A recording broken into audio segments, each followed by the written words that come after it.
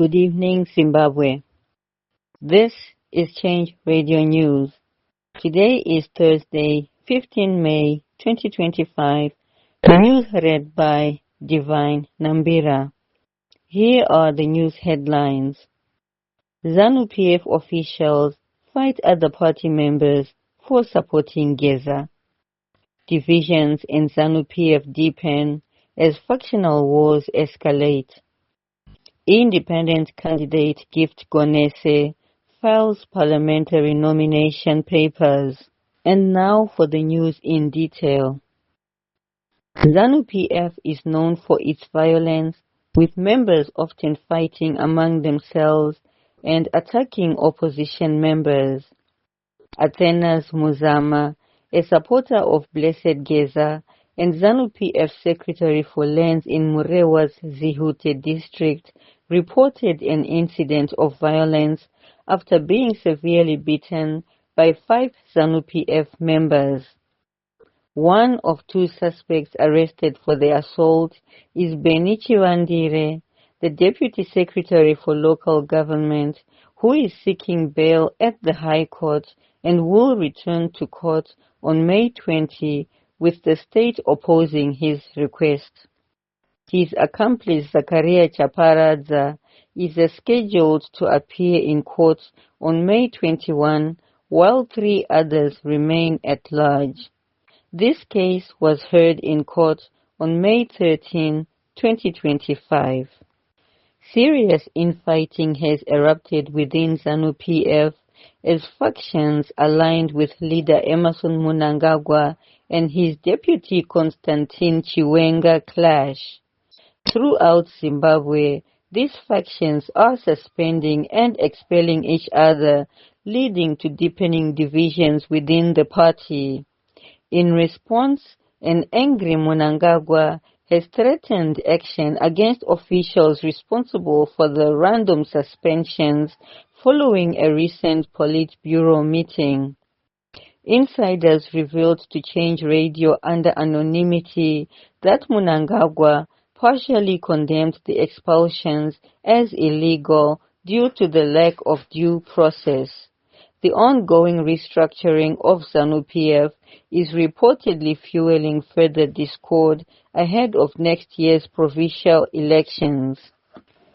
Gift Gonese, an independent opposition candidate, filed his parliamentary nomination papers today for the Gutu East by-election scheduled for 14 June 2025.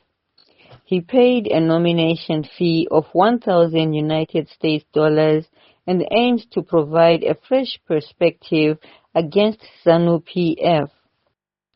Zanu PF's candidate, Zwareva Shemashingise, also filed his papers after winning the party's primary elections. The by-election was prompted by the expulsion of former MP Benjamin Ganyawa for opposing Zanu PF's leadership. Meanwhile, Sengezo Chabangu and Douglas Monzora failed to field candidates, facing rejection from voters due to their perceived ties with Zanu PF. Yesterday, 14 May 2025, Zanu PF conducted a recount of parliamentary primary votes in Insizwa North due to allegations of significant election rigging. Moses Langa, the Zanu PF youth chair, had falsely claimed victory in the May 3 primary elections with 2,478 votes, when in fact he received only 1,185 votes. After the recount yesterday, Delani Moyo emerged as the winner with 1,588 votes, leaving Langa in second place and Ohubani Moyo in third place with 837 votes. This result confirms Moyo's victory and casts further doubt on the integrity of Zanu PF's electoral processes. The situation highlights a troubling pattern of manipulation affecting both party members and opposition candidates like President Nelson Chamisa. Zimbabweans are taking advantage of social media to voice their concerns about the government's incompetence and failures. A video circulating on social media showing the deplorable state of Beit Bridge, Bulawayo Road, which links Zimbabwe's second-largest city, Bulawayo, with Zimbabwe's biggest trading partner, South Africa, has exposed Zanu PF's corrupt rule and incompetence. Most of the road sections no longer have any tar, and much of it has regressed to dirt roads. Our reporter gives us more. Kuparara kwemigwagwa pamwe nezvivakwa munyika kunobuditsa pachena kuurawa kwaita nyika nebato reZanu PF mumakore 45 aratonga. Kudonha kweupfumi hwenyika, kutambura kweveruzhinji pamwe nekuparara kwemigwagwa kunoratidza kuparara kwaita nyika yeZimbabwe. Vhidhiyo iri kutenderera padandemutande ichiratidza kuparara kwemugwagwa unobatanidza dhorobha reBeit Bridge neguta reBulawayo rabuditsa pachena kusazvipira kwehurumende yebato reZanu PF mukusimudzira budiriro yezvivakwa. Mugwagwa uyu ndeumwe wemigwagwa yakakosha munyika yeZimbabwe sezvo uchibatanidza nyika yeSouth Africa neguta reBulawayo. Mugwagwa uyu unozobudawo muguta reBulawayo wakananga kuguta reVictoria Falls rinove guta rekushanyirwa uchinopinda munyika yeZambia. Zvichakadaro mugwagwa unobatanidza guta reBulawayo nereVictoria Falls wakapararawo zvekare. Ndini mutori wenhau, ndakamira nePfenyuro Change Radio muHarare.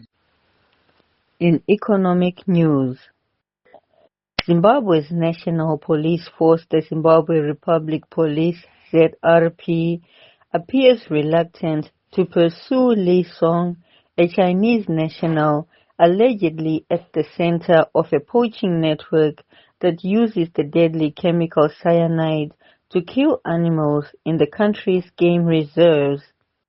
Lee was arrested in 2024 by the Zimbabwe Anti-Corruption Commission, ZAC, for allegedly importing large quantities of cyanide fraudulently and storing the toxic substance in unsafe locations.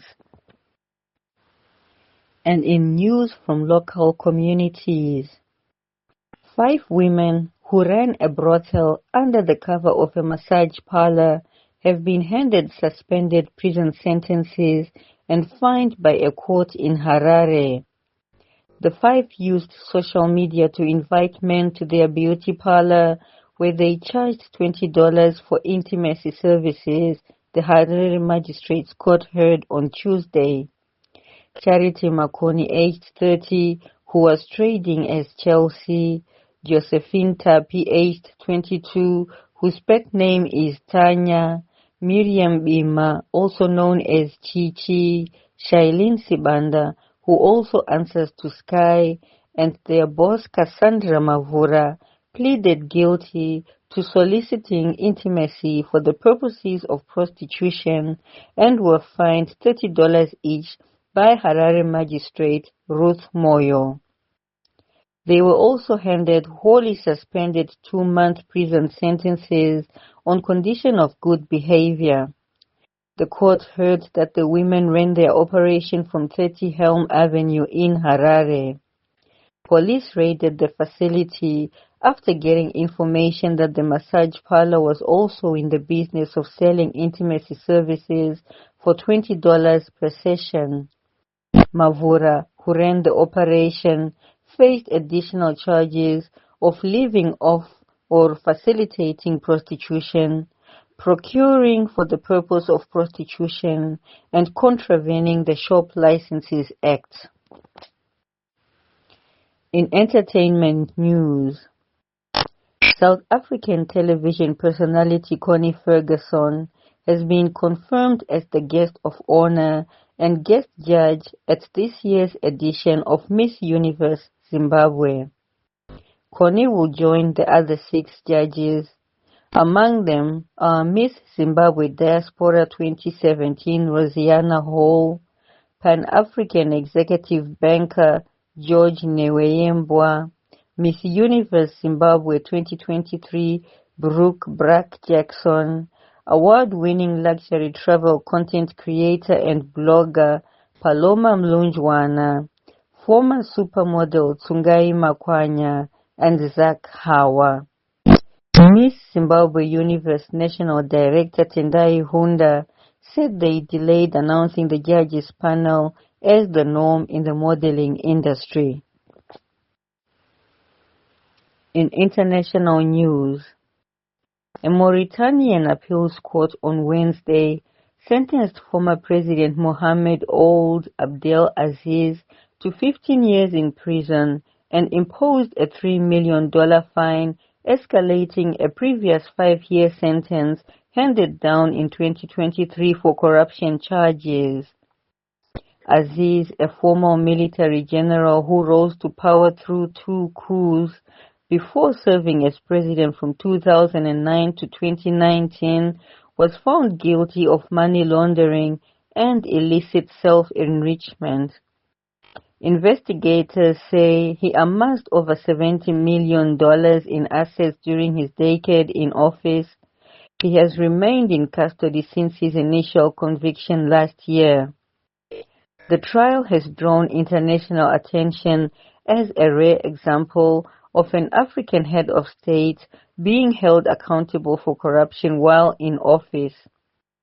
Aziz's legal team has dismissed the charges as politically motivated, alleging they stem from a falling out with his successor, President Mohamed Ould Sheikh Ghazouani.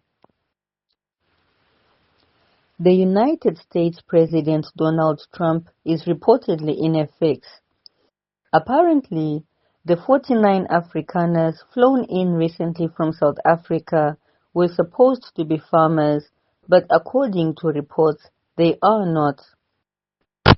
Trump spoke to reporters on Tuesday whilst wandering aimlessly through a Home Depot section saying, open quotes, "They told me they were farmers, tremendous farmers, best farmers.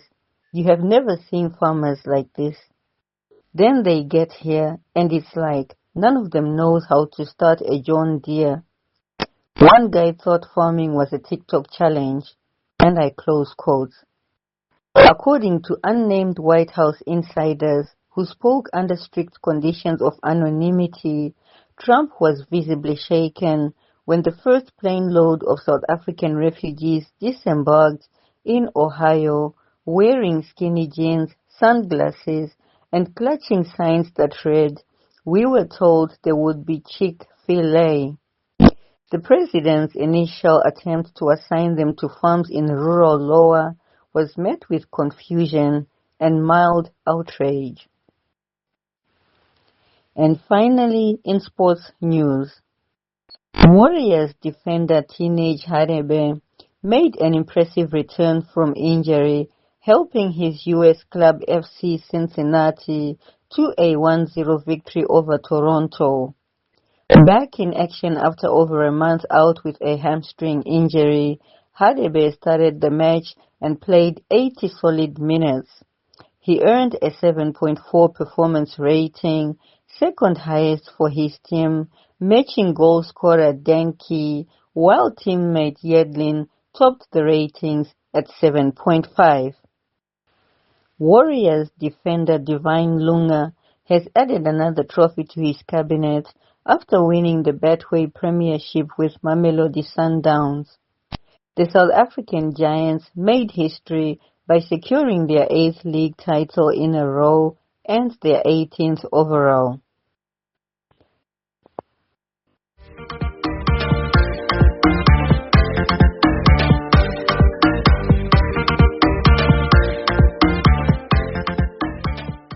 To end the news bulletin, here are the headlines once again. Zanu PF officials fight other party members for supporting Geza.